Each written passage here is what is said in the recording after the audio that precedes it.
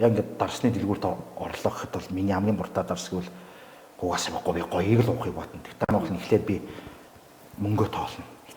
Хитвч айгүй шуулж. Тэрнээс би одоо 100 мянгатаа ч юм уу 200 мянгатаа бол 100 200 мянга дотор л гайгүй юм аавна. Магадгүй би саяас дээш төгрөгтэй бол солиорно л тоо. Бүх юм чинь нэг төссөн мөнгөтэй холбоотой. Тийм болохоор яг энэ ч сомильег нь тусалж байгаа байхгүй. Дэлгүүр та ороод ирлээ. За би нэг 40 мянган төгрөг гоё юм аамаар 100 мянгад гоё юм бол байна. Тэгэхээр ч одоо энэ арсыг мэдхгүй байна. Судалж өгөх одоо зөвлөж өгөх хэрэгтэй байхгүй. Ер нь бол гэхдээ тэр хүн яг 100% бас туслана гэсэн үг биш шүү дээ.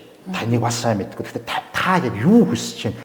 Одоо ингэснэ айгүй торгон мэдрэмжтэй хүн байхгүй юу? Ер нь яг айгүй тийм торгон мэдрэмж тэрийг ингэж гаргаж өгчээж л тухайн хэрэглэгчтэйгээ илүү ойртож л Фрид бол танд бол нэг 100-ны сайн сомилье хүн бол 100-ны 90% нь бол туслана.